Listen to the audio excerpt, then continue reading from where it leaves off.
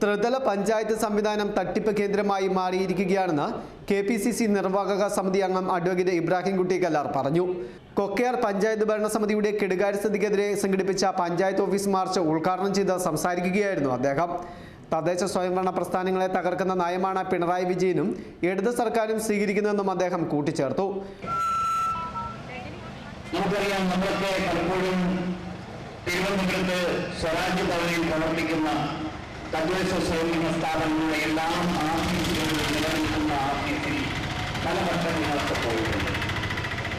ഇടുക്കി ഗ്രാമവികസന ആഫീസുമൊക്കെയായി ബന്ധപ്പെട്ടുകൊണ്ടും കളക്ടറേറ്റുമൊക്കെയായി ബന്ധപ്പെട്ടുകൊണ്ടും ത്രിതല പഞ്ചായത്തുകളെ ഒക്കെയായി ബന്ധപ്പെടുത്തിക്കൊണ്ട് ധാരാളം വട്ടം ഞങ്ങളൊക്കെ അവരെ സന്ദർശിച്ചിട്ടുണ്ട്.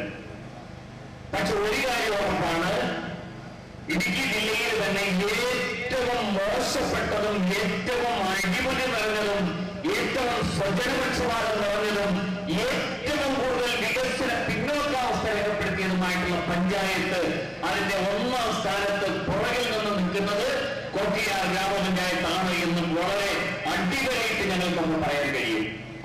മണ്ഡലം പ്രസിഡന്റ് സണ്ണി തുരുത്തിപ്പള്ളി അധ്യക്ഷത വഹിച്ച യോഗത്തിൽ കോൺഗ്രസ് ബ്ലോക്ക് പ്രസിഡന്റ് ജോർജ് ജോസഫ് മുഖ്യ പ്രഭാഷണം നടത്തി.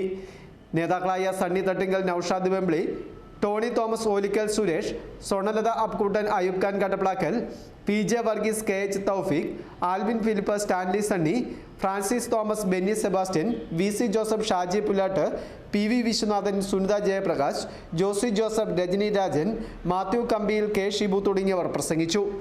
News bureau, Mundakayam.